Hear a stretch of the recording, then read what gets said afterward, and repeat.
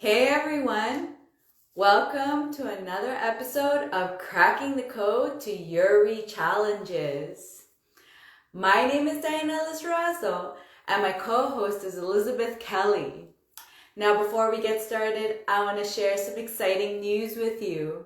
I want to talk to you about REI Fam.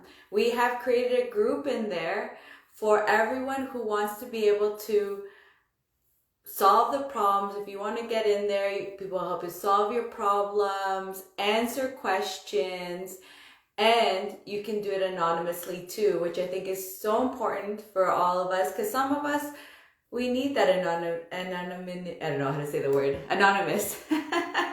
We need to be anonymous. So if you want to come be a part of the community, you want to mastermind together, solve problems together, and see all the other amazing features that there are, because that's not the only thing, then you want to be a part of REI Fam. It's called realestateinvestorfam.com. Now back to the show. On Cracking the Code, we're here to help you guys. By you bringing us the problems you encounter, we're here to mastermind together and find solutions for you guys. And if you are in the comments also, let us know what you also think is a good solution. Because again, it's all about masterminding, helping each other out, and finding solutions. Let's get Elizabeth on. Let's send her some love. Let's send her some.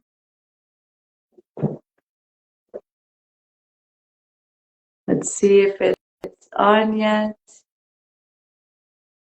I thought I heard it come on and then it disappeared. While we wait, let's send her some fire, some love, and let's get Elizabeth on. Where are we here? I don't know if you're seeing it yet.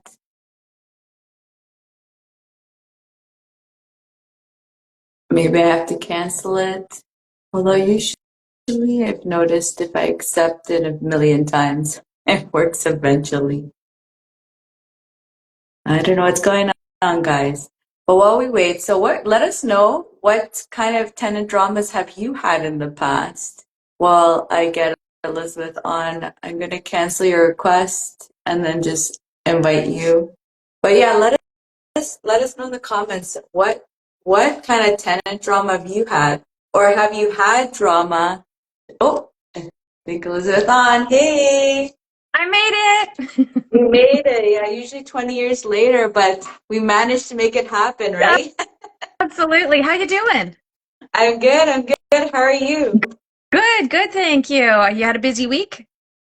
Very busy week. I have a deadline today. I have a couple of deadlines next week, so running around like crazy. What about you? Yeah, same. I hear we're talking about tenant drama today. Yeah, so we're trying to mitigate it, trying to make sure that you don't put yourself in it. So I have two scenarios. That I wanted to discuss with you and hear your thoughts. And I wanted to give, she sells properties. She says, hi, ladies. Hi. Just give her a little shout out before we get started. Yes. So the first tenant drama that's happening is there's a person who wants to sell their property and they they have tenants in there, so they want to stage it, they want to prepare it. The people have agreed that they're willing to allow them to put it up and they're going to sign all the forms and stuff. But then what happened is that they asked them to move things around to be able to stage it. I don't know if they knew until that time, until they were coming, that it was being staged, but they asked to move things around and they said that the tenant said, I don't want my property, I don't want my things moved around, I don't want to put it away. And then the landlord goes and says that they're going to place complaints on them. And now they've put them in a stall, basically, because now the tenants aren't allowing things to happen. What are your thoughts on that? Don't even start trying to list a property until tenants have moved out. I really, I can't stress it strongly enough. It just, you have no control over the situation. You can't control the condition of the property. You can't control the pets in the property. You can't control what's going on. So you will always do better on the sale of a property when it's vacant. So, for the sake of 2 months rent or whatever, and I'm assuming the tenants have given notice and said they're moving, and that's why the owners have decided to sell. I mean, the flip side of that, of course, is that the owners need to sell and they're trying to work with the tenants in there. In that situation, the tenants have a little bit more motivation to work with you because hopefully you as the landlord would say, please keep these tenants. They're great people. But assuming it's a single family home, the tenant has given notice and said they're leaving, just wait. Just be patient. That extra 60 days is not going to break you typically. So let them move out, do some repairs, do some painting, stage it the way you want, take your pictures, and then be able to allow access anytime, day or night, that people want to see it. That's my recommendation. I don't like drama.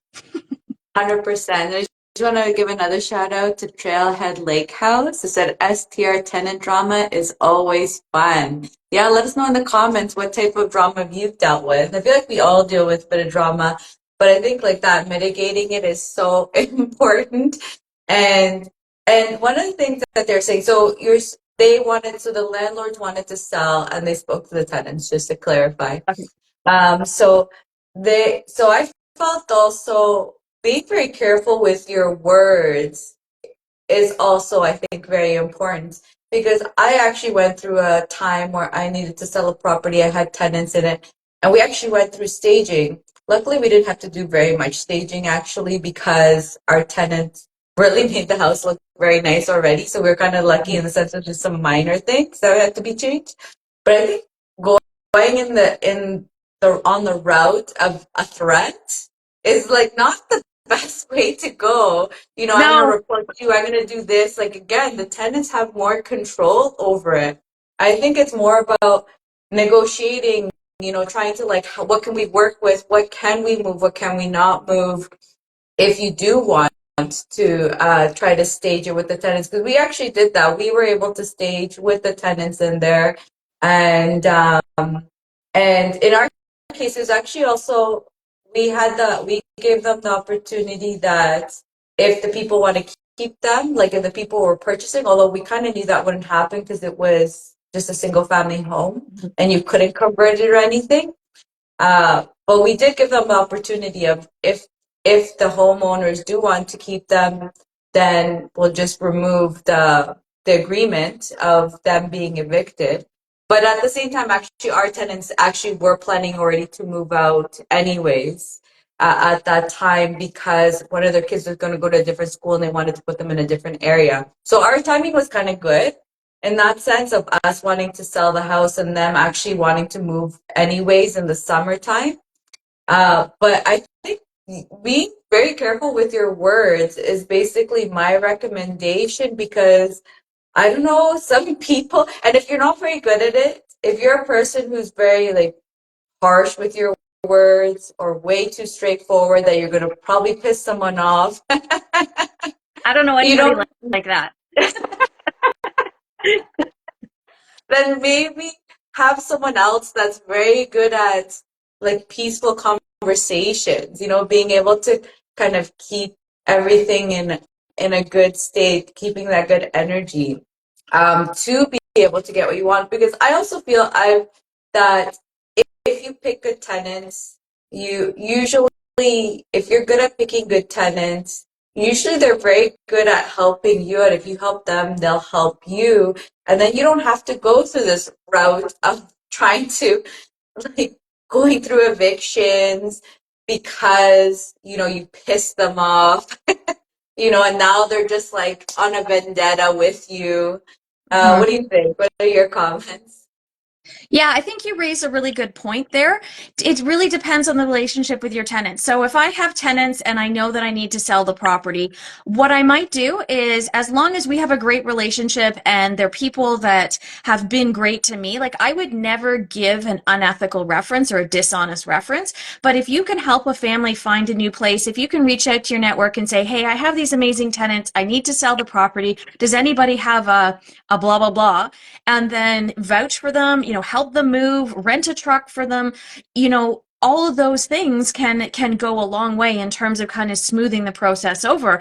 The reality is when our properties are tenant occupied, we're kind of at their mercy. We don't have a lot of power and control. We don't have the ability to be able to get anyone out quickly, and we don't have a lot of reasons for it. So it's really much better to try and your best to build a relationship. I mean, some landlords aren't reasonable and some tenants aren't reasonable. It's kind of human nature, but if there's a way to work with them, and I've had a couple of rent to owns, for example, where the tenant buyers haven't ended up buying because they lost their job and they couldn't qualify for the mortgage. So I basically said to them, listen, like, I'm going to pay you to help me facilitate this. And, you know, if I get this for the sale price of the house, then I'll give you this. But if you can cooperate with showings and, you know, you take care of your pets and everything looks really nice and I can get more, then I'm going to give you a percentage of the more that I get. And that's something that's been really beneficial. I feel like trying to approach a lot of situations like this where it's not like my side and your side and not setting up that expectation that we're on opposite sides of the fence and looking for ways that we can collaborate and work together and make this a scenario that benefits everybody. I feel like that can be really helpful as well. 100%. Yeah, if it's, I feel like a lot of, I feel like it's always exactly like tenants against landlords, landlords against tenants, and it's just like, why not problem solve together to find that solution? Which is kind of like Yeah. relationship building. I mean, they tell you that in relationships too, no? When you're with a couple, you know, it's like, why are you battling each other? Battle the problem together. Yeah. Yeah. Yeah, exactly. Kendra's from Trailhead Lake House in Calabogie. She's put quite a bit in here. She's talking about short-term rental guests. And yeah, in the short-term rental space, you can have so much drama. Oh my goodness. Yeah, yes, 100%. Yeah. Completely agree. She said, and she also said, good, yeah, clean relationships are key as well. 100%. I think she's talking about having good relationships with your cleaners. Oh, is she? Oh, Yeah, okay. that would be my guess. Oh, But yeah, okay. I think, you know, honestly, when people think about investing in real estate and you think about your transferable skills, one of the most important ones is communication and your ability to build relationships, whether it's with tenants or property managers or, you know, people on our power team, our cleaners, you know, even other investors. It's worth putting time and energy into leveling up your communication skills because if it enables you to avoid drama, it's a really good thing. Exactly. Or if one of you guys do like the drama, get the other one to do it. I don't know, you know, some people just kind of like bring it with them. And Yeah. it's like, don't bring it with you with when it comes to the houses, you know? Yeah. Like if you're a very calm and relaxed person, probably do it. Or find like that. I think find someone if it's not like your area of expertise to negotiate, have those types of conversations where they can be relaxed. I mean, I think it's worth it, right? Because it's either you go to creating a problem for yourself and then having to wait a year to evict, for example. Mhm. I think it's cheaper to just hire someone in that situation, for example. Yeah, I agree. And I think one of the biggest tips that I could offer for investors to keep the drama out of it is don't take it personally. And I know it's really hard if you feel like someone wrongs you, if you feel like someone is not grateful or appreciative that, you know, you've provided this house for them to live in and, you know, you don't feel like they're treating it appropriately. I know it's so hard, but not bringing emotion into it, it just makes it cleaner and simpler because anytime we have drama, we bring drama into our lives, then there's always an emotional toll. So it's not like you go and you have this like really tough conversation with a tenant and then you go home and you eat dinner like nothing's wrong. Most of us have this habit of like stewing on it and thinking about it and going, how could I have handled this differently? Or what do I want to do in the future? And it erodes our happiness. And I think we have to do a much better job of educating ourselves before we buy properties so that we understand in Ontario what are the rights and privileges we have as owners and what are the requirements and expectations as owners. So we need to understand our role and responsibilities, and then we need to make sure that we're prepared to fulfill them. 100%. And I want to also add on to that, something that's helped me a lot is actually like, yes, for example, I may have problems and that's why whatever's happening, like let's say you're going through eviction or not eviction, sorry, you're selling the house. I need to sell the house for these reasons, and you're thinking about me, all my problems. But I feel like also the nice part is like, okay, you know what is that you need for you and why you're doing this. But I feel like empathy really helped at least me a lot, understanding what's affecting them, what their problems are, really helps calm me down. I feel that like I don't get so agitated because you're like, oh, well, they also have to do this. And then because you get to know those problems that they're encountering, you again get into that mode of being able to solve the problems together because you can empathize with them and you can say, okay, you have these ones, okay, I have, I don't know if you'd be telling them yours, but you have these ones, like how can we do this with solving my problem too, in this case, selling the house. Yeah, yeah, I agree. Mm-hmm. And I mean, there are owners and there are tenants who just like drama and they like to blow everything up and they like to gossip and they like to talk about things. You're not going to change that. But one of the areas where I feel a lot for my tenants is that feeling of powerlessness. And you don't have it unless you, like when you own a property, you don't have that feeling. But tenants, to some degree, really are at the mercy of the owners. Eventually, if an owner wants a tenant out, it's going to happen. And that could leave people feeling very unsettled and very like the power dynamic is very off. And I don't like people to feel like they're powerless. So even if I was to go to say someone and say, listen, for financial reasons, unfortunately, I need to sell this house, I'm typically going to come to them with options because that's one of my fundamental beliefs as a human being is that I never want people to feel hopeless. I want people to feel empowered. So I might come to them and say, option 1 is we do this, option 2 is this, option 3 is this. And they may not like any of the options necessarily, but at least if they feel like they have some choice in how things are going to roll out, in my experience, that can go a long way towards kind of keeping the lines of communication open as well. And it may open up other options that they may think about, or like that bouncing ideas off each other helps to find something that ends up working really well that you've maybe never thought of. Could actually even be better for you, for example. Yeah, absolutely. Absolutely. So now there's another one, which I feel like these are always about communication, but anyways. So someone purchased a house now, and they inherited the tenants, and they also inherited the drama that came with it. So these people have decided to have the water running 24 hours a day. And then they decided to buy an above ground pool and just continually fill this thing up with water. So they're basically on a vendetta of just really pissed from the previous owners. And this person has also inherited that problem too now. What are your tips for the landlord? What are your tips for the new landlord and how to deal with the situation? Well, first of all, I hope they got a screaming deal. I hope they got a really huge discount for taking on the challenges and the headaches that the previous landlord was facing. When I'm in situations like this, I always assume that everything I do is going to be presented to the landlord tenant board. So I want to make sure I'm doing everything in compliance. So the first thing I'm going to do is hire an amazing paralegal. And I'm going to make sure that I'm documenting, writing everything up, writing down every interaction. I'm recording when I step foot on the property. And I will typically, for tenants like this, I'll switch them to written communication only. So they are not allowed to call me. They are not allowed to swear at me or berate me. I will always have a witness with me when I'm on the property, as well as recording what's going on. You can buy a body cam. I just assume that we're going to end up in court and I document accordingly because unfortunately that is likely where it's going. I mean, I'd like to say that I have some magical strategy for like diffusing the situation.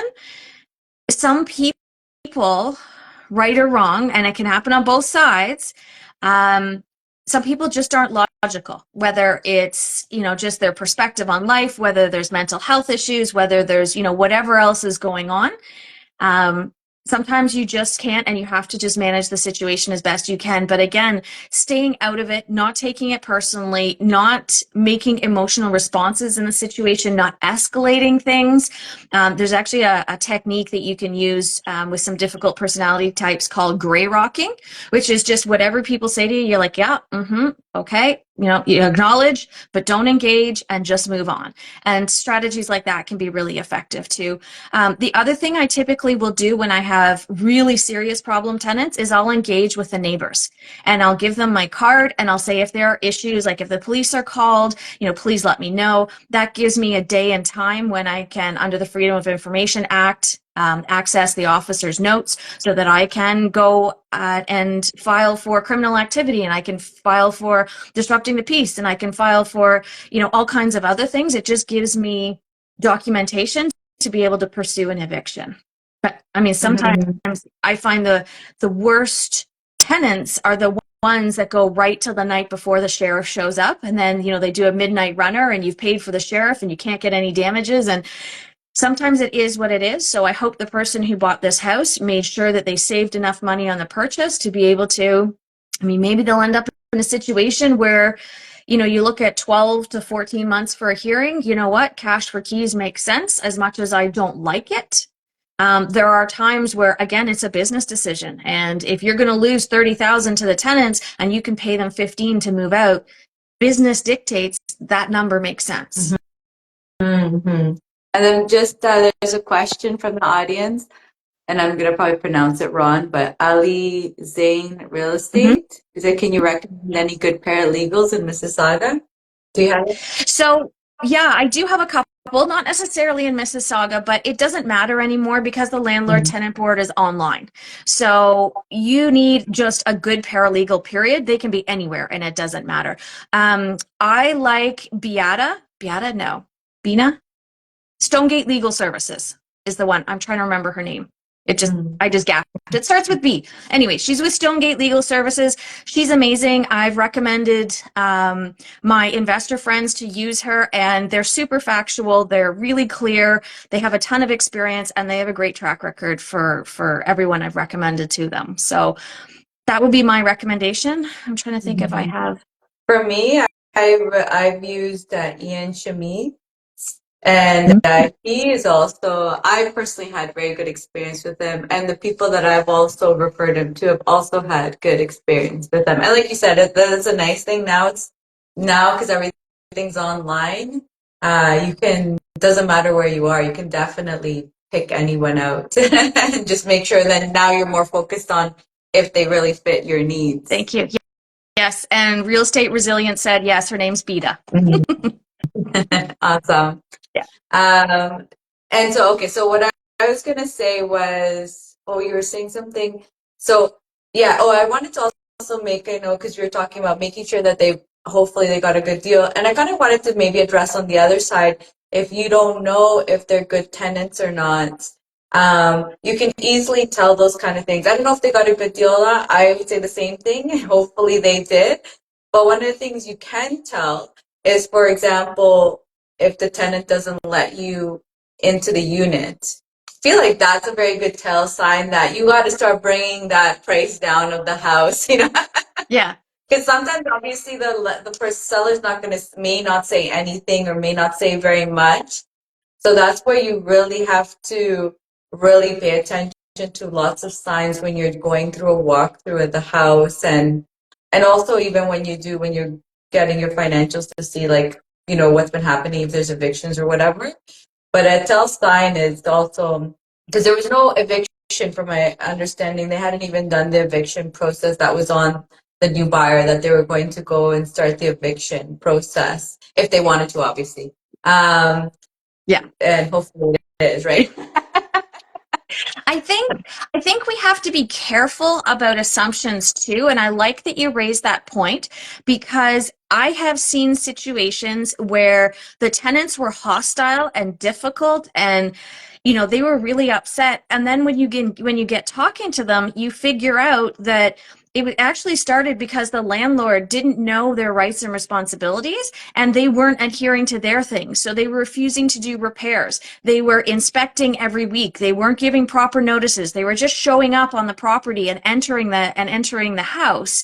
And I feel like sometimes situations happen because of personality type. So if I can come in and just be super like, hey, listen, I'm a property manager. Like, I know what I'm supposed to do and I know what you're supposed to do. I'd really like to start with a clean slate here. And I want to tell you that I know what my obligations are. I will always give you notice. I will always, respond respectfully. I'm not going to yell at you. I'm not going to swear at you, but I expect the same thing from you. So sometimes coming in and just starting from a really professional footing, sometimes that can be all it needs if you have a tenant who, unfortunately, and I've seen, some of the landlords, and they just think they have a right. Well, I own the house, so I can show up whenever I want. And as a tenant, I wouldn't want that either. 100%. And actually, that was actually going to be what I wanted to talk about, was basically one of the good things, I think, generally good things, is when you're coming on as a new person coming in, a new property manager, I feel that you're starting from base one, which is sometimes really good because they don't have any emotions or feelings towards you, which kind of may help your situation out with actually asking them, what problems you encountered, how can I make this better, or what can I do, to help out, and actually understanding, because also a lot of the times, like you're saying, like it could be like the smallest little thing that pisses them off, and then it just gets bigger and it compounds, Yeah. and really they just wanted, for example, respect or something, it was something where it's like someone got disrespected, the other person needs like very high level of respect, and just like, that relationship ended and they just never thought to fix it again. So sometimes I feel like also as the new landlord or as a new property manager going in, I feel like that kind of helps you. Maybe not. I mean, sometimes it's just like they don't care, they're in a vendetta and it doesn't matter. But coming in with like the no preconceptions of, this person's just gonna hate me, not talk to me, and not do anything, and going in with, let me see if I can solve their problem. Let me see if I can understand what their problem is, so that I can actually solve their problem. And like you said, because it could be, disorganization of like how the landlord was, right, or not fixing anything. Um, so also, I feel like that also kind of, as the new homeowner, the new landlord, Mm-hmm. coming in, and if you're able to again negotiate, if you're able to kind of keep things calm, if you have that person, or hiring someone to go in and see if they can, help things out, or figure out what the problem is, you kind of have a one up to the previous landlord, because once you set that bar of like they're pissed at you, and I find that I notice that it's really hard, and in business we do this thing, in the corporate world we do this, right? When you're mad at the workers, the manager comes in. When the manager comes in, sometimes you're actually removing other employees from a project and putting in a new employee into that project too, because those fresh eyes just make a difference to helping remove that tension that you have or built up. Yeah. So yeah, that's my comment too. Yeah. I like that. I think you're absolutely right. You can't make the assumption that relationships, that it's one person or the other who's at fault. In all likelihood, there's some sort of breakdown of communication, and both parties are partially at fault for that. Mm-hmm, mm-hmm. And so Alazian, I don't know, real estate. I always feel so bad butchering people's names. It might be Ali Zane. It might be Ali, Ali. Yeah. Ali. Okay. He said, I've listed a condo with a tenant that's not moving, unfortunately. Client wants to sell with the tenant. Um, so I think, again, you could try to see if it works, because it really depends on the seller, how seller and the buyer, someone, yeah, they could inherit it. I feel like it's always worth to give it a chance to see if they'll sell, or again, like kind of what you're saying, negotiate a really good deal that they'll want to leave. Yeah. If it's a must scenario where they have to because they can't handle the bills or whatever that is, um, find that negotiation power where find out where that line is and see if that works for the person selling the house. What do you think?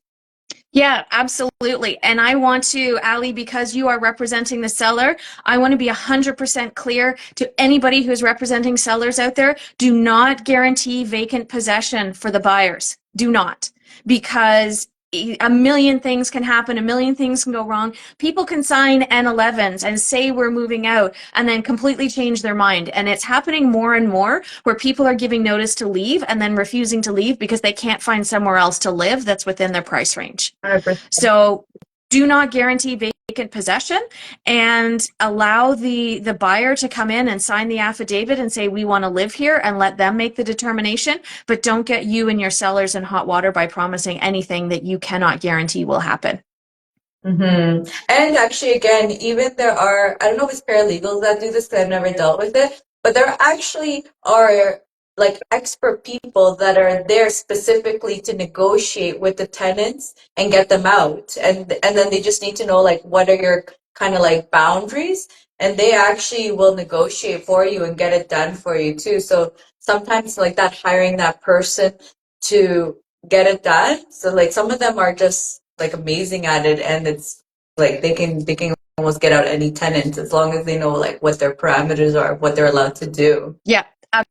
Absolutely. And sometimes it's literally just persistence. And Bito was able to, one of my property owners, I referred her, and she was able to get a problem tenant out in a fraction of the time it would have taken us to go the LTB route. Like we would have eventually evicted them. They weren't paying.